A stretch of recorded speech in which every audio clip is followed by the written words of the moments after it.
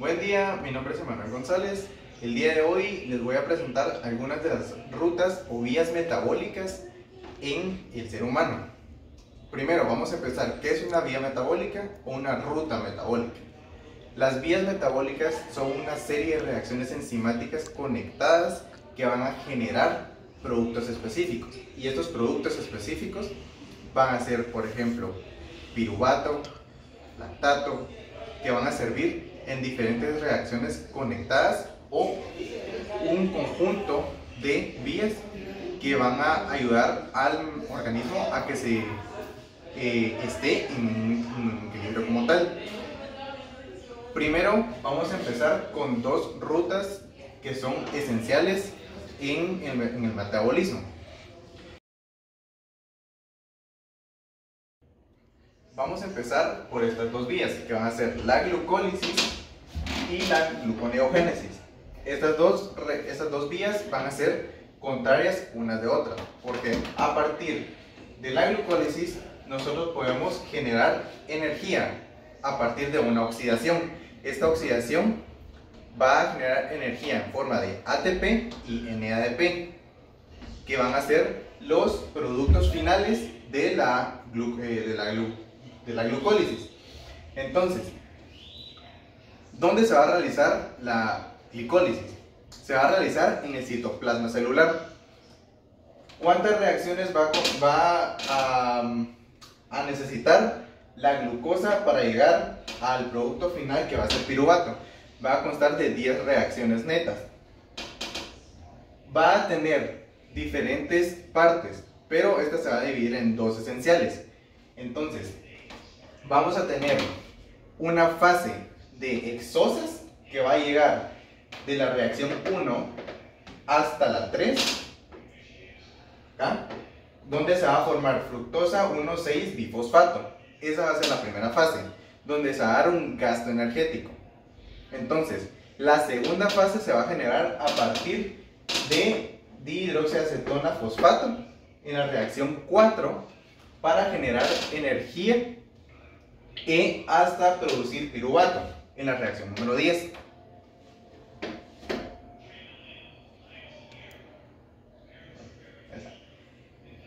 Va a tener 3 puntos de control. Estos 3 puntos de control van a incidir en estas 3 enzimas que son bastante importantes. La enzima exoquinasa, que va a regular la conversión de glucosa a glucosa 6-fosfato, que esta glucosa 6-fosfato también se puede usar en otras rutas metabólicas. Ok. El segundo punto de control se va a dar a partir de la fosfofructoquinasa 1, que va a regular la conversión de fructosa 6-fosfato a fructosa 1,6-bifosfato. A partir de acá, esta fructosa 1,6-bifosfato se puede ir a otra vía, que va a ser la vía de pentosas fosfato, o PTP. Luego, a partir de acá, nos vamos a ir al tercer punto de control, que va a ser este de acá. Este punto de control va a ser por la piruvatoquinasa. Esta piruvatoquinasa va a regular la conversión de fosfoenolpiruvato a piruvato. Y a partir de este piruvato, nosotros por medio de otra enzima ya podemos convertir el piruvato en acetil-CoA, que eso se los voy a explicar en otra ruta más adelante. Que el piruvato se va a convertir por medio del complejo piruvato deshidrogenasa a el acetil-CoA. Y este acetil-CoA puede ser usado en el ciclo de Krebs o también el ciclo de los ácidos tricarboxílicos. Entonces, podemos decir, energéticamente hablando, el producto energético de la glicólisis o glucólisis van a ser 2 moléculas de ATP y 2 moléculas de NADH más H.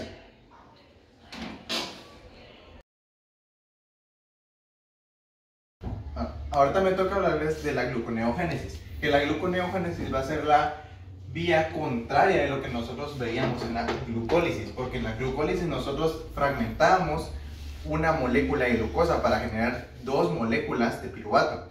estas dos moléculas de piruvato se producían a manera de formar energía o crear energía en forma de ATP. Pero al contrario, la gluconeogénesis, nosotros vamos a formar una molécula de glucosa.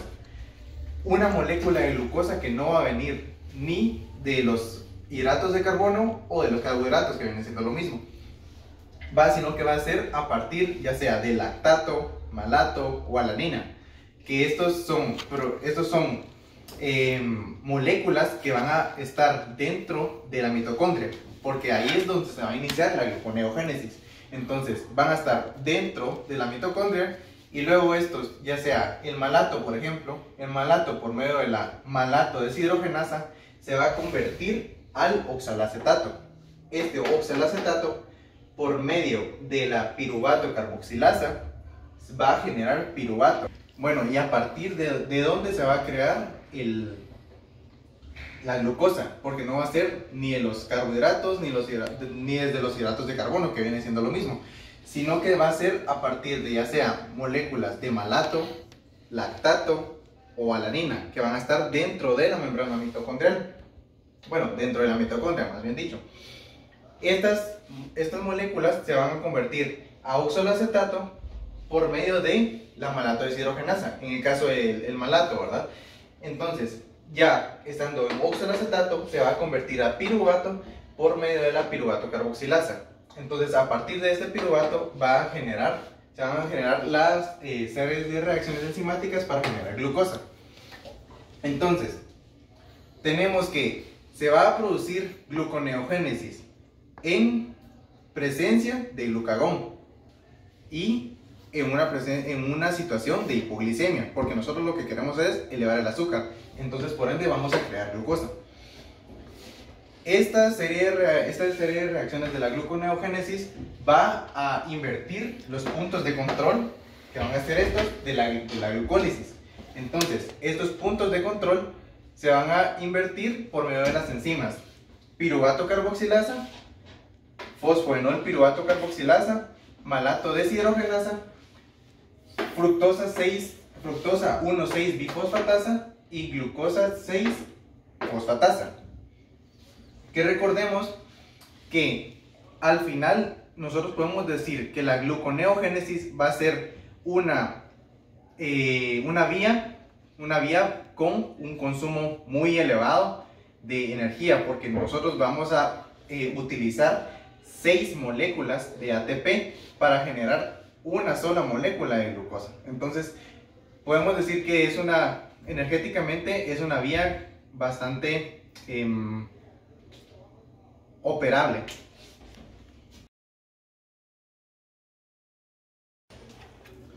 Bueno, continuaremos con las siguientes rutas. Las siguientes rutas están basadas en las rutas de glucógeno.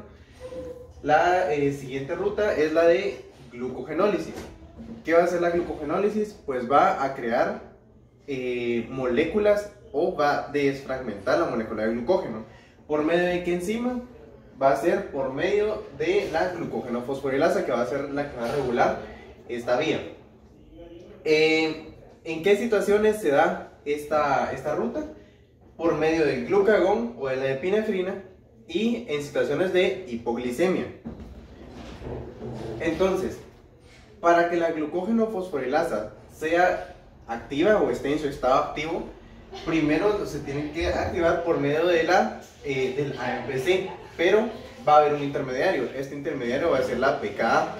Entonces, la enzima pKa va a ser la que va a activar la glucógeno-fosforilasa.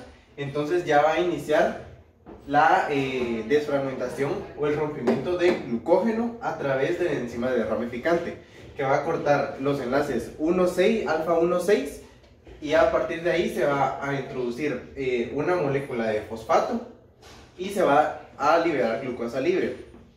Esta glucosa libre puede servir tanto para la glucólisis, para romper esas moléculas de glucógeno. También podemos mencionar que la pKa, que va a ser luego de entre el AMP cíclico y la glucógeno fosforilasa, la pKa lo que va a hacer es fosforilar la molécula de glucógeno sintasa, que va a ser la enzima de la siguiente ruta, que es la glucogénesis. Entonces esta va a inactivar esta enzima y va a inactivar por tanto la vía de la creación de glucógeno, que sería la glucogénesis. También la pKa, otra de las funciones, va a ser que va a fosforilar un inhibidor. Este inhibidor va a ser de la fosfoproteína fosfatasa 1 o IPP1 para inhibir la acción de la insulina. Aquí también podemos mencionar otro intermediario, otro sustrato, que va a ser la uridina difosfato, que va a actuar junto con la glucogenina, que la glucogenina va a ser una reserva de, va a ser más que todo una enzima que va a tener reservas de glucógeno en forma de cebadores. Esto lo que va a hacer es que va a guardar esos cebadores como una reserva de glucosa para cuando se requiera glucólisis. Bueno, continuando con la glucogénesis, que va a ser la creación de glucógeno o la síntesis de glucógeno, esta se va a dar en periodos de hiperglicemia, que va a ser lo contrario, ¿verdad? Va a ser promovida por la insulina. En el otro caso era por glucagón y epinefrina, que es lo contrario, ¿verdad? Entonces, va a usar la ruta de las fosfatasas PP1. Entonces, la enzima reguladora es la de glucógeno, la glucógeno sintasa. Entonces, la glucógeno sintasa, que va a ser esta, se tiene que activar. ¿Y por medio de qué se va a activar? Por medio del AMPC cíclico. Este AMPC cíclico va a promover la acción de la glucógeno sintasa. Entonces, la enzima ramificante, que va a ser una coenzima de este, va a ramificar, como su nombre bien lo dice, va a formar un enlace alfa 1,6 del glucógeno para formar el glucógeno en sí. Entonces, luego de esto, la PP1 va a desfosforilar la glucógeno fosforilasa para inactivarla y que no se produzca glucogenólisis. Entonces, la PP1 va a desfosforilar a la fosfodiesterasa, de manera que el AMPC cíclico sea como una hidrolasa, más que todo una hidrolasa de 5 AMP, que va a inhibir la transducción de señales del glucagón. O sea, eso nos quiere decir que para que se dé la glucogénesis y la glucogenólisis, ambas se tienen que inhibir por medio de las enzimas que ya mencioné, ¿verdad? Son contrarias. Bueno, ahora les voy a explicar la ruta del aspartame fosfato. Esta ruta está basada, o es más bien parecida a la glucólisis, en el sentido de que hay que crear glucosa, se va a generar moléculas de glucosa, pero esta no, al contrario de la glucólisis, esta no va a generar energía, sino que, o sea, va a oxidar glucosa, pero no va a generar energía, sino que lo que va a generar es ribosa 5-fosfato y NADPH, que estas van a servir para la síntesis de otros compuestos. Bueno, esta ruta tiene dos fases. Estas dos fases van a ser oxidativa y no oxidativa, así de simple. La oxidativa va a ser mediada por la glucosa 6-fosfato deshidrogenasa, que va a convertir glucosa 6-fosfato en 6-fosfogluconato. Entonces, a partir de acá va a generar el NADPH.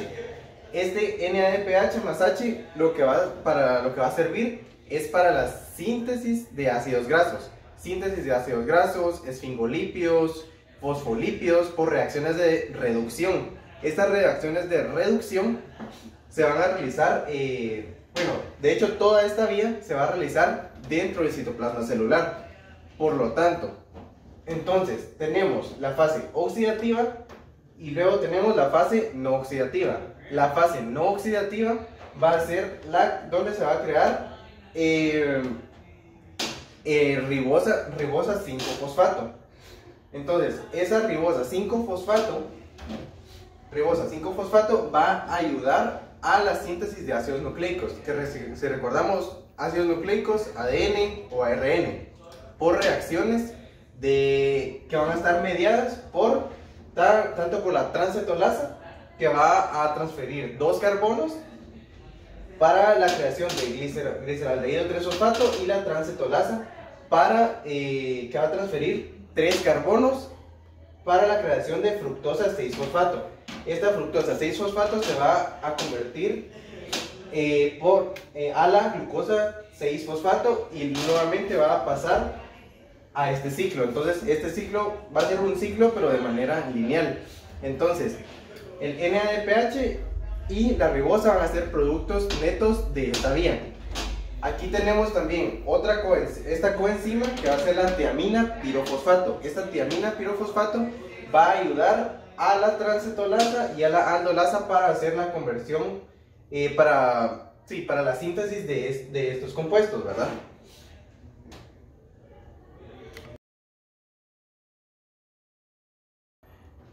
Bueno, ahora les hablaré del complejo piruvato deshidrogenasa. El complejo piruvato deshidrogenasa es un complejo multienzimático, lo que quiere decir que va a estar compuesto de varias enzimas y varias coenzimas a la vez. Este va a ayudar en la conversión de piruvato, que va a venir a partir de la glucólisis, y va a convertir el piruvato en acetil-CoA, que el acetil-CoA nos va a introducir al ciclo de Krebs, que se lo voy a platicar más adelante. Entonces, el complejo multienzimático va a actuar sobre el piruvato para crear acetil-CoA por medio de una serie de reacciones que llevan varios pasos con el uso de 5 coenzimas. Estas 5 coenzimas van a ser la TPP, lipoamida, CoA como tal, FDH2 y NDH+. Estas van a actuar en varios sitios activos que va a contener este complejo piruvato deshidrogenasa. El primer sitio activo es la E1, que va a actuar por medio de una descarboxilación con la coenzima TPP. Esto va a producir CO2. Luego tenemos el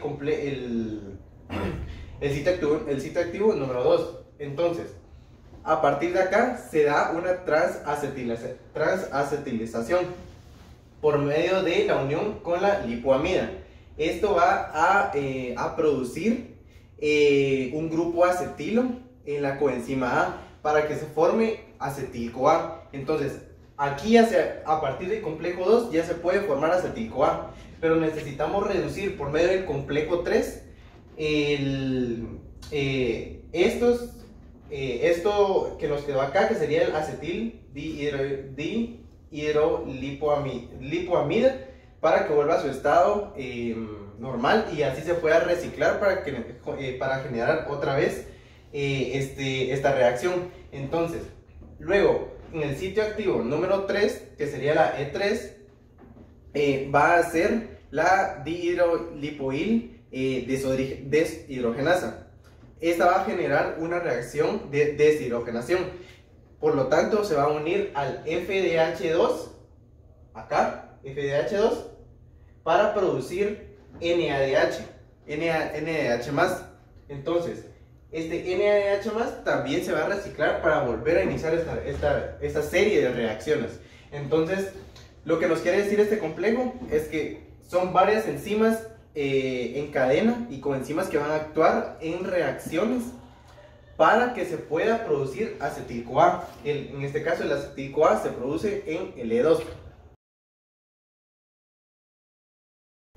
Bueno, ahora hemos llegado al ciclo de Krebs. El ciclo de Krebs se va a basar en un ciclo cíclico, básicamente, el cual nunca se detiene. Este siempre está funcionando. Desde que nosotros prácticamente nacemos, siempre está funcionando, ¿verdad? Entonces, a partir de este ciclo es como el central, digámoslo así, el ciclo central de todas las rutas metabólicas, porque también es llamado el ciclo de los ácidos tricarboxílicos o el ciclo de Krebs también. Entonces aquí se va a iniciar la vía a partir por la unión o condensación del acetil-CoA con oxalacetato.